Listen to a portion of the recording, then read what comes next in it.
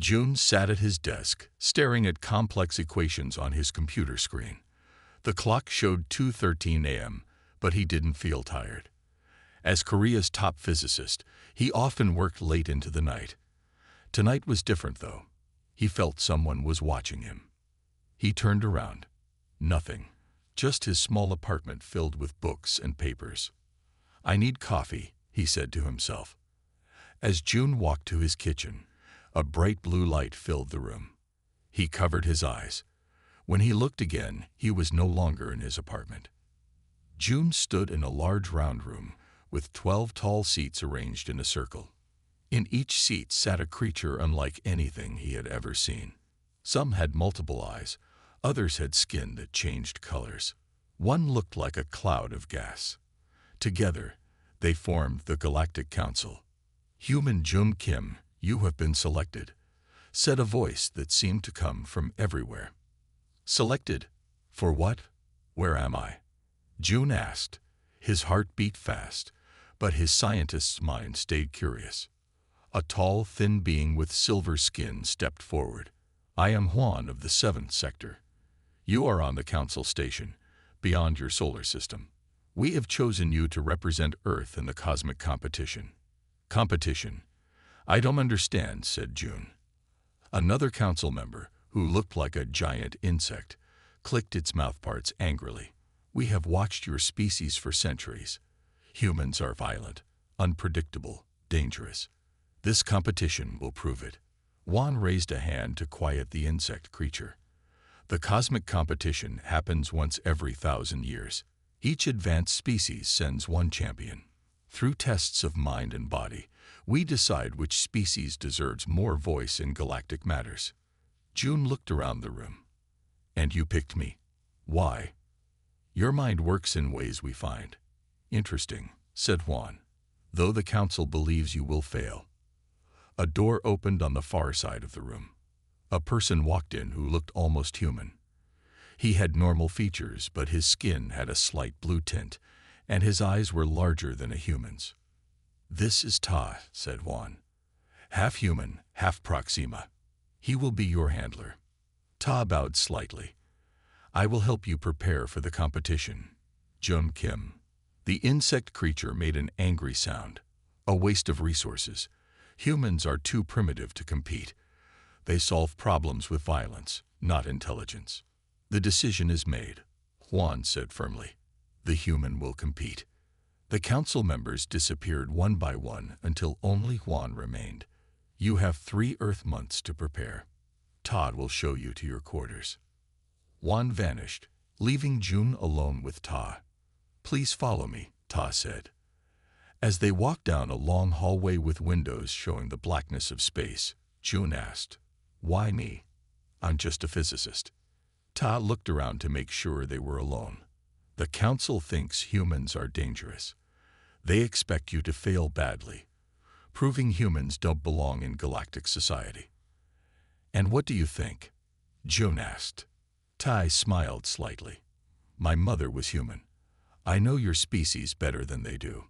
They stopped at a door that opened automatically. Inside was a simple room with strange furniture. "These will be your quarters," Ta said. "Tomorrow, I'll take you to the training facility. You'll meet the other champions there." He paused. "Some have trained their whole lives for this. They won't be friendly." "Who's the favorite to win?" June asked. "Elon of the Voraks. He's won 3 times in a row. The Voraks are considered the most advanced species in the galaxy." "And what happens if I lose?" Tay's face became serious. "Earth remains quarantined. No contact with other worlds for another 1,000 years. And if I win?" "No human has ever competed before," Ta said. "You winning would change everything." He lowered his voice. "Some on the council would do anything to prevent that." As Ta left, June looked out his window at the stars. Somewhere out there was Earth. Now its future depended on him. June woke up the next morning still hoping it had all been a dream. But the strange bed and the view of stars outside his window told him otherwise. He was really in space, chosen to represent all of humanity. Tai arrived early. "Time to begin your training," he said. Follow me to Proxima Station. They boarded a small ship that moved faster than anything Jun had ever seen. Through the window, stars blurred into lines of light. How fast are we going? Jun asked. What you would call faster than light, Ta said. Your physics doesn't fully explain it yet. Soon they arrived at Proxima Station, a huge ring-shaped structure floating in space. Inside, the station was full of different alien species walking, floating, or sliding along the hallways. This is the training center, Tai explained. Champions from all 12 major species prepare here. As they walked, aliens stopped to stare at Jun. Some pointed. Others made sounds that might have been laughter. They've never seen a human before, Ta said quietly. Many believe humans are just smart animals. They entered a large room filled with strange machines. Other champions were already there, using equipment Jun didn't understand. A tall, four-armed blue alien lifted what looked like a small mountain with ease. That's Elan of the Vorax, Ta whispered. 3-time champion. Best to avoid him. But it was too late. Elan had noticed them and walked over. He towered over Jun, his eyes solid black with no pupils. So this is Earth's champion. Elan's voice was deep and smooth. They sent a child. I'm 32, Jun said. Elan made a sound like stones grinding together, a laugh. Your species barely lives a century. You are children to us. The Vorax live for 1,000 years. I have won this competition 3 times already. Then maybe it's time for someone new to win, Jun said. Elan's blue skin darkened. Do not mistake my curiosity for respect, human. Your species is violent and primitive. You will not survive the first challenge. After Elan left, Tai led Jun to a different area. Don't worry about him. Let's focus on your training. For hours, Ta showed Jun how to use strange devices that tested his mind and body.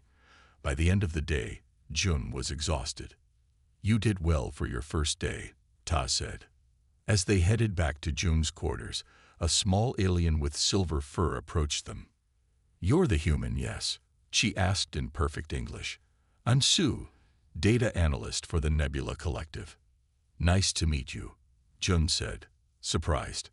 I studied Earth transmissions for years, Sue explained. Your species fascinates me. Ta looked uncomfortable. We should go, Jun. Wait, Sue said, pressing a small device into Jun's hand. Take this. It contains information about the upcoming challenges. The council won't tell you, but I believe in fair play. Before Jun could thank her, Sue hurried away. Back in his quarters, Jun examined the device. When he touched it, holograms filled the room showing details of the competition. This is incredible, he whispered. The device showed 12 challenges, puzzles, physical tests, survival scenarios, and more. Against each champion's name were scores from previous competitions. Elan's scores were perfect. Next to Jun's name was a question mark. They don't think I have a chance, Jun said to himself. He noticed something else. The other champions had trained their whole lives. Some had technological enhancements. Elan's file mentioned neural optimization, whatever that was. Jun realized he was severely outmatched in every way. But as he studied the challenges more closely, he began to see patterns, ways of thinking that seemed unique to him. Maybe being human isn't a disadvantage after all, he thought. Maybe it's my only advantage. That night, while the other champions rested, Jun stayed up studying. The competition would begin tomorrow, and he would be ready. The day of the first challenge arrived. Jun stood with the other champions in a large circular room. Above them, members of the Galactic Council watched from floating seats. Thousands of aliens from across the galaxy viewed the event through some kind of space television. Wan's voice boomed through the chamber. Champions, your first challenge is the maze of logic. The floor opened, revealing a giant maze made of glowing walls that changed position every few seconds. You must reach the center, Juan explained. The maze reconfigures based on the most logical path. Think like the maze, and you will find your way. The champions entered the maze one by one. June watched as Elin moved confidently, never hesitating at intersections. Other champions moved methodically, some using small devices to help them. When June's turn came, he took a deep breath and stepped in. The walls hummed around him. At the first intersection, he stopped and thought. "Think like the maze," he muttered. "But what if the maze doesn't think like me?" An idea struck him. Instead of following what seemed most logical, June began taking paths that seemed random. When the maze shifted to block him, he would quickly change direction, forcing it to reconfigure again. In the viewing area, Tai watched with growing excitement. "He's confusing the maze's algorithm," he explained to Sue, who had joined him. "It's programmed to predict logical choices, but June is being intentionally unpredictable." Council members leaned forward in their seats. This was unexpected. June reached the center of the maze in record time. Only Elin had been faster. "Impossible," one council member hissed. The human shouldn't have been able to solve it so quickly. The second challenge began immediately. A series of complex puzzles appeared before each champion. These were not ordinary puzzles, but problems that required understanding thousands of variables simultaneously. Most champions approached them systematically, using the computing power of their enhanced minds. But Jum stared at his puzzle differently. "They're looking for patterns," he thought. But sometimes the quickest solution isn't about finding the pattern. It's about creating a new one. Jum began rearranging elements of the puzzle in ways that shouldn't work but somehow did. He wasn't solving the puzzle as designed. He was redesigning the puzzle to create a simpler solution. The audience murmured in surprise. Even Elin paused to watch June's approach. When the results were announced, June had placed third, ahead of champions from civilizations thousands of years more advanced than Earth. Back in his quarters that evening, Ta burst in excitedly. "You've become the talk of the station," he said. "No one expected a human to perform so well." "The council doesn't look happy about it," June noted. "They're not," Ta said, lowering his voice. "I overheard them talking. They've decided to modify the next challenge to make it harder for you specifically." "How can they do that? Isn't that against the rules?" Ta shook his head. "They make the rules. But now you have supporters." Many viewers found your approach refreshing. Later that night, there was a knock at June's door. It was Elin. The tall blue alien studied June with his black eyes. "Your performance today was unexpected," he said. "Thank you," June replied cautiously. "It was not a compliment," Elin said. "You did not solve the puzzles correctly. You changed them to suit your limitations." "I found a solution," June argued. "Isn't that the point?" "The point is to demonstrate the superiority of your species' thinking," Elin said. "And you failed to do so. You merely showed that humans take shortcuts." After Elin left, June sat thinking about the alien's words. Was he right? Then June remembered something his old physics professor once said. "The most elegant solution is often the simplest one." Perhaps taking shortcuts wasn't a weakness after all. Perhaps it was humanity's greatest strength. June couldn't sleep. The words Elin had spoken kept repeating in his mind. Why did the alien seem so threatened by his success? There had to be more to this competition than he understood. He took out the device Sue had given him and began searching for more information. His fingers moved across the strange symbols, which somehow made sense to him now. Suddenly, he found something unusual, a hidden file labeled Earth. Previous participation. "That's impossible," June whispered. "Earth has never been in this competition before." He opened the file. To his shock, it showed that humans had competed over 10,000 years ago. The Earth champion had performed exceptionally well, but was disqualified in the final round for unauthorized neural activity. After that, Earth was banned from the competition. "They lied to me," Jun said. His hands shook with anger. A message appeared on his screen. It was from Sue. "Meet me in Section 7, Lab 3. Come alone." June slipped out of his quarters and made his way through the dimly lit corridors of Proxima Station. He found Sue waiting in an empty laboratory. "I see you found the file," she said, her silver fur shimmering under the lights. "But that's just the beginning." She activated a hidden panel on the wall, revealing a small room filled with old technology. "This is the archive," she explained. "Records from all past competitions. Most species don't know it exists." "How do you have access to this?" Joan asked. "The nebula collective values knowledge above all else," Sue said. "We've been collecting secrets for centuries." She showed June more files. Documents showed that the Council had been manipulating the competition for thousands of years, ensuring certain species always won while others never advanced. "But why?" June asked. "What's the point of a rigged competition?" "Control," Sue said simply. "The species that win gain more power in the Council. The losers remain isolated." Then she showed him something that made his blood run cold, detailed files on Elan's biology. "He's enhanced," Sue explained. "Neural implants, genetic modifications, quantum processing capabilities. The Voraks aren't naturally superior. They'd been artificially upgraded to ensure they always win." "That's cheating," Jum said. "It's worse than that," Sue replied. "Look at this." She showed him brain scans of the various species. Most looked similar, with organized patterns of neural activity. But human brains looked different, more chaotic, with unexpected connections between different areas. "This is what the Council fears," Sue said. "Human adaptability. Your brains form new connections in ways no other species can match. You solve problems unpredictably." "Is that why they banned Earth before?" June asked. "Yes.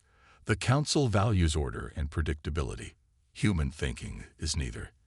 They see your species as dangerous evolution that must be contained." June thought about this. So this competition isn't about finding the best thinkers in the galaxy. "No," Sue said. "It's about ensuring that unpredictable species like humans never gain influence." As they were speaking, an alarm suddenly blared. Red lights flashed in the corridor. "They've detected unauthorized access to the archive," Sue said. "You need to go now." "What about you?" June asked. "I'll be fine. Take this." She handed him a small crystal. "It contains everything you need to know. The next challenge is rigged specifically against human thinking. Be prepared." June slipped out of the archive and hurried back to his quarters, narrowly avoiding security patrols. His mind raced with all he had learned. The competition was a lie. The Council feared humans not because they were violent, but because they were unpredictable. And Elan, the supposed pinnacle of galactic intelligence, was nothing more than a product of artificial enhancement. For the first time since arriving, June smiled. Now that he knew the truth, he had a plan. The Council wanted predictable outcomes. He would give them anything but that. The next morning, the champions gathered for the third challenge. June noticed increased security around the arena. Clearly, someone had reported the break-in at the archive. Juan's voice echoed through the chamber. "Today's challenge tests survival skills on hostile worlds. Each champion will be transported to a simulated environment on the planet Krath.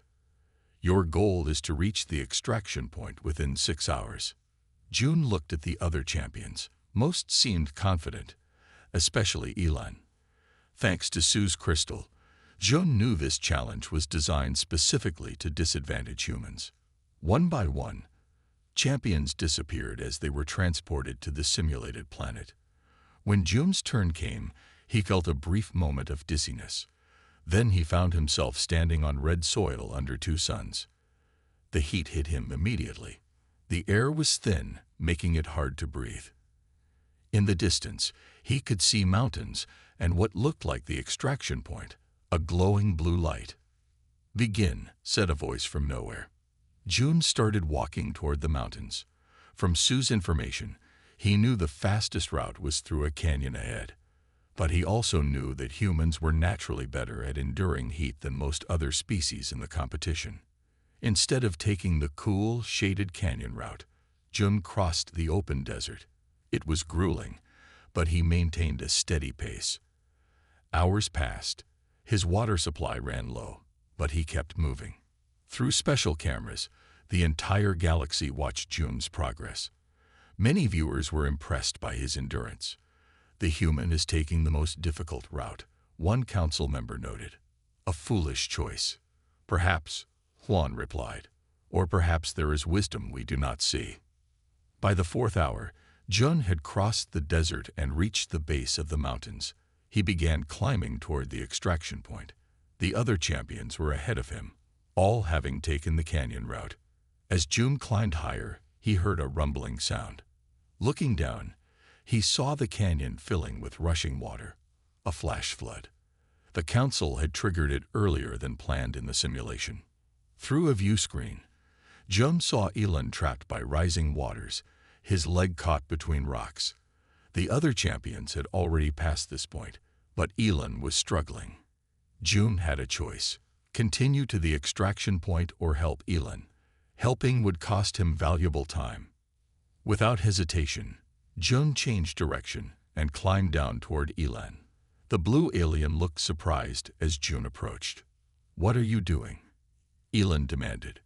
"Helping you," Jun replied, working to free Elan's leg. "Why?" "This will cost you the challenge." "Because it's the right thing to do," Jun said simply. Together, they freed Elan's leg just as the water reached dangerous levels. They climbed to safety, but Jun had used up precious time. The extraction point was still far away, and he had less than an hour left. "You will not reach it in time," Elan said. "Maybe not," Jun agreed, "but at least you can." Elan studied Jun with his black eyes. For the first time, the alien seemed confused. "You sacrifice your advantage to save an opponent. This makes no logical sense." "Not everything humans do is logical," Jun said. To his surprise, Elan stayed with him. Together, they made their way to the extraction point, reaching it just as the time expired. Back at the station, the council was in an uproar. The images of Jun saving Elan had been broadcast throughout the galaxy, creating a wave of support for the human. "This was not the expected outcome," one council member complained. "No," Juan agreed, watching the screens showing reactions across the galaxy. It was something far more interesting. That night, Ta visited Jun's quarters. "You've changed things," he said. "People are questioning the Council's position on humans. Some are even suggesting Earth deserves representation." For the first time, Jun felt he might have a real chance to win, not just for himself, but for all humanity. The day after the survival challenge, Jun was eating alone in the dining area when Elan approached. The blue alien stood silently for a moment, then sat across from him. "I wish to understand," Elan said. Jun looked up. "Understand what?" "Why you helped me. You could have won that challenge if you had left me." "I couldn't leave you to drown," Jun said simply. Elan's 4 hands moved restlessly on the table. "The Vorax would have left you. It is logical to eliminate competition." "Is that how your people think?" Jun asked. "We think of the greater good. Individual sacrifice is expected when it benefits our species." Jun considered this. "On Earth, we believe that how we treat others defines who we are. Winning by letting someone die wouldn't be a victory I could live with." Elan was quiet for a long time. "My people once thought as yours do," he finally said. "Long ago, before we focused on perfection." "What happened?" "We decided emotion was inefficient. We modified ourselves to remove it. Each generation became more logical, more perfect." Elan looked at his hands. "But we stopped creating new things. We stopped changing. For 300 years, our art has not changed. Our music is the same. We solve problems the same way." For the first time, Jun saw something like sadness in Elan's black eyes. "You know about my enhancements, don't you?" Elan asked. Jun nodded. "They make me think faster, recall perfectly. but they cannot help me think differently. Elin leaned forward. That is why the Council fears humans. You think in ways we cannot predict or program. Their conversation was interrupted by an announcement. All champions report to the Council chamber immediately. In the Council chamber, several members were arguing loudly. Juan called for order. A formal complaint has been filed, Juan announced. The human champion is accused of unauthorized access to restricted archives. All eyes turned to June. The penalty is immediate disqualification, said the Insect Council member. June felt his hopes sink. They had found out about his visit to the archive with Sue. I object, said a calm voice. It was Elin. The council fell silent in surprise. The human had no knowledge the archives were restricted, Elin continued. No signs indicated this. No warnings were given. The rules of the competition state that all penalties require proof of intentional violation. The Vorax champion defends the human. The Insect Council member clicked angrily. This is unprecedented. I defend fair treatment, Elin replied. If the human is disqualified without proper evidence, I will withdraw from the competition in protest. Gasps filled the chamber. Elin had never lost a competition. His withdrawal would cause a scandal across the galaxy. Juan raised his hands. The complaint is set aside pending investigation. The competition will continue as scheduled. As they left the chamber, June turned to Elin. Thank you. But why did you help me? Perhaps I learned something from your example, Elin said. But there is more. He lowered his voice. Meet me in the observation deck at midnight. There are things you should know before the final challenges. That night, June slipped out of his quarters and made his way to the observation deck. Elin was already there, looking out at the stars. The final challenges are deliberately designed to be impossible for humans, Elin said without turning around. The Council never intended to give Earth a fair chance. I suspected as much, Jun said. What you don't know is that the Council plans to use your failure to justify quarantining Earth permanently. Elin finally turned to face June. No contact with other species. No admission to galactic society. Forever. Why are you telling me this? June asked. Because my people have been wrong about humans, Elin said. And I have been wrong about you. The day of the final challenge arrived. All remaining champions gathered in the main arena. The air felt tense. Viewers across the galaxy watched on their screens, excited to see the conclusion of the most unusual competition in thousands of years.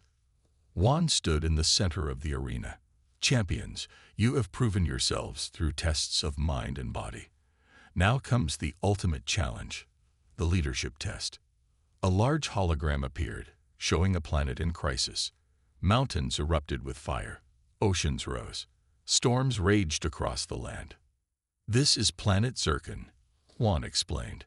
It faces total destruction in 24 hours. You must each develop a plan to save as many lives as possible. You will have complete control of the planet's resources and people. Each champion was led to a separate control room. June's room contained screens showing the planet from every angle. Data flowed across displays, showing population numbers, resources, and time remaining. Begin, said the computer. June studied the information. The planet had 1 billion inhabitants spread across 3 continents. There weren't enough ships to evacuate everyone. Resources were limited. Time was running out. The other champions immediately began making decisions. Elin ordered the construction of massive shelters. Another champion focused on evacuating only the most intelligent citizens. A third champion simply abandoned the most threatened areas to save resources. June took a different approach. First, he opened communication channels to all citizens. What are you doing? Asked the computer. I'm asking the people what they know, June replied. This was unexpected. The simulation had been programmed for top-down leadership, not collaboration. But June continued, gathering information from local leaders, scientists, and ordinary citizens.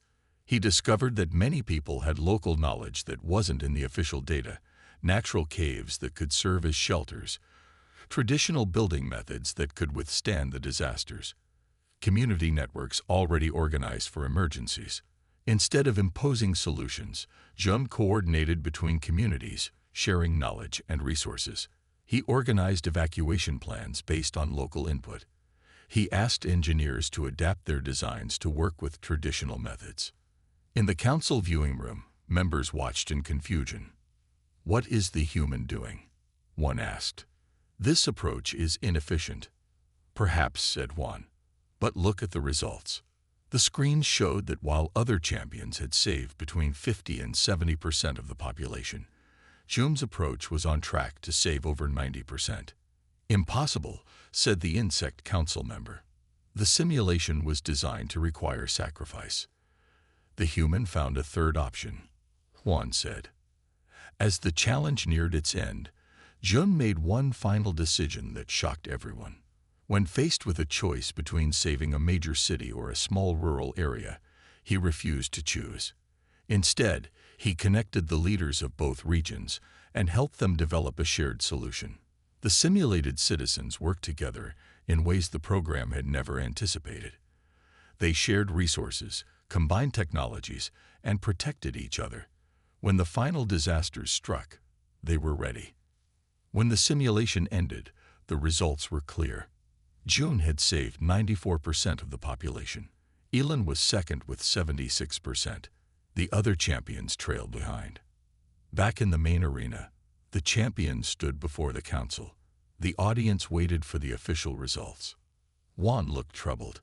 He conferred quietly with other council members before speaking. "The results of the final challenge are unexpected," he said. "The human approach contradicted our models of efficient leadership, yet the outcomes cannot be denied." June stood tall, aware that this was about more than winning a competition. It was about proving that humanity deserved a place among the stars. "The human champion has demonstrated something we did not anticipate," Juan continued.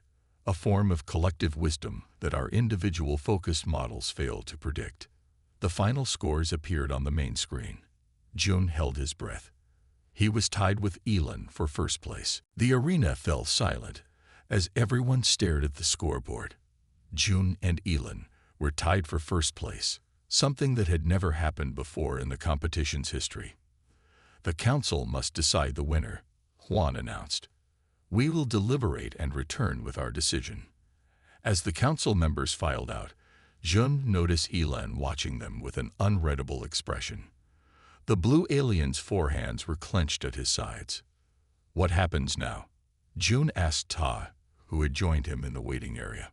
"The council will choose the winner based on overall performance," Ta explained. But they'll choose Elon," Jun finished. "They always plan to." "I'm afraid so," Ta said quietly. After an hour, the council returned.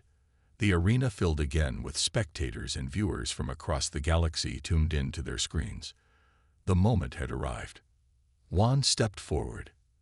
"After careful consideration, the council has reached a decision." Before he could continue, Ellen strode to the center of the arena. "I wish to address the council and all viewers before the winner is announced." Surprised murmurs rippled through the crowd. This was not part of the ceremony. Juan hesitated. "This is highly unusual, Champion Elon." "As is a tied score," Elon replied. "Please allow me to speak." Juan reluctantly nodded. Elon turned to face the cameras broadcasting his image across the galaxy. His voice rang clear and strong. "For thousands of years, I have represented the Vorax in this competition. I have won 3 times, bringing honor to my species. But today, I must speak the truth." The council members shifted uncomfortably. "This competition has never been fair," Elon continued. "The Vorax, including myself, have been enhanced with neural implants and genetic modifications. We have been given advantages other species do not have." Gasps and shouts erupted from the audience. June watched in amazement as Elon continued. "The council has manipulated results for centuries, ensuring certain species always win while others, particularly those with unpredictable thinking, are kept from advancing. The Insect Council member rose to his feet. "This is outrageous. Silence him." But it was too late. Billions of viewers across the galaxy were watching as Elon made his confession. Humanity was banned from this competition 10,000 years ago because they showed too much potential. The Council feared their adaptive thinking and creativity. They have deliberately kept Earth isolated, preventing humans from joining galactic society. Elon walked over to June and placed one of his 4 hands on the human's shoulder. "This human has shown more wisdom, courage, and compassion than I have seen in thousands of years of competition. He solved problems in ways we cannot predict. He saved me when logic said he should not. He found solutions our simulations declared impossible." Elon turned back to the Council. "I withdraw from this competition and concede victory to the human champion, June of Earth." The arena exploded into chaos. Council members shouted at each other. Viewers sent millions of messages supporting Elon's confession. Security guards moved in but stopped, unsure what to do. Juan raised his hands for silence. It took several minutes for the noise to die down. "Champion Elon," Juan said, his voice strained, "do you understand what you have done? The consequences for your species?" "I do," Elon said calmly, "but there are larger concerns than the pride of the Vorax. The galaxy deserves truth after millennia of manipulation." June stepped forward to stand beside Elon. "This isn't about winning a competition," he said. "It's about giving all species a fair chance to contribute to galactic society, including humanity." The crowd began to chant June's name. Through the screens, they could see similar reactions on thousands of worlds across the galaxy. Juan looked at the other council members who were now arguing among themselves. Some supported Elon's confession. Others demanded punishment. "This changes everything," Ta whispered to June. "No one can ignore this now." June nodded, watching as the carefully constructed system of the council began to crumble before his eyes. 1 month after Elon's shocking confession, June stood at the window of a spaceship approaching Earth. The blue planet grew larger as they neared home. "It looks so small from here," he said. "So peaceful. Yet it has caused the biggest change in galactic politics in 10,000 years." Tab replied, standing beside him. The aftermath of the competition had been chaotic. The council had tried to contain the scandal, but Elon's confession had been seen by too many. Protests erupted on hundreds of worlds demanding reform. In emergency sessions, the council had been forced to acknowledge their manipulation of the competition and their unfair treatment of Earth. Half the council members had resigned in disgrace. Juan, who had voted in favor of reform, was now the lead council member. He had officially recognized June as the rightful winner and granted Earth full membership in galactic society. "Do you think they're ready?" Sue asked, joining them at the window. "Your people have no idea other species exist. Now they'll learn everything at once." "Humans are adaptable," Jum said with a smile. "That's what scared the council in the first place." A ship landed in a field outside Seoul. World leaders had been secretly informed of their arrival and waited nervously. This moment would change human history forever. As the ship's door opened, Jum stepped out first, followed by Ta, Sue, and several other alien representatives. Cameras flashed. People gasped at the sight of the aliens. "My name is Jun Kim," he said, addressing the crowd of officials and reporters. "I bring you greetings from the Galactic Council and news that will change our world." In the days that followed, Earth erupted in excitement, fear, wonder, and 1,000 other emotions. Humans reacted as they always had to new situations, with a mix of caution and curiosity. Meanwhile, on the Vorax homeworld, Elon faced the consequences of his actions. Many of his people considered him a traitor. Others saw him as a hero who had revealed an uncomfortable truth. "You destroyed 10,000 years of Vorax supremacy," said the Vorax leader. "Why?" "Because supremacy built on lies is no supremacy at all," Elon replied. "We stagnated, focused on perfection rather than growth. Perhaps now we can learn again." Despite the anger directed at him, Elon began gathering followers. Voraks who questioned their society's path and wanted change. He started a movement promoting cultural exchange with humans, believing both species could learn from each other. Back on Earth, Jum was appointed as humanity's first ambassador to the Galactic Council. His first act was to establish an embassy in Seoul where representatives from other worlds could meet with humans. Ta became Earth's guide to galactic politics, while Sue headed a team sharing advanced technology with human scientists. 6 months after the competition, Jum stood before the reformed Galactic Council. Juan had invited Earth to take its rightful place among the stars. The people of Earth accept membership in the Galactic Council, Jum said formally. We bring with us our creativity, our adaptability, and our unique perspective. The council chamber erupted in applause, something that had never happened before in its serious proceedings. As June took his seat, he saw Elon enter the chamber with a delegation of reform-minded Voraks. They nodded to each other across the room, former rivals now working toward the same goal. That evening, June stood on a balcony overlooking the council city, watching ships from 100 worlds move through the night sky. Juan joined him. You have changed us all, Juan said. The competition was meant to keep humanity isolated. Instead, it has made you the center of a new galactic age. Not me, Jun replied. It was Elon's confession that changed everything. Perhaps, Juan said, but it was your humanity that inspired his confession. Sometimes the greatest power comes not from being the strongest or smartest, but from being the most human. As ships from Earth arrived carrying the first human explorers, diplomats, and scientists eager to join galactic society, Joan knew that the greatest adventure for humanity was just beginning.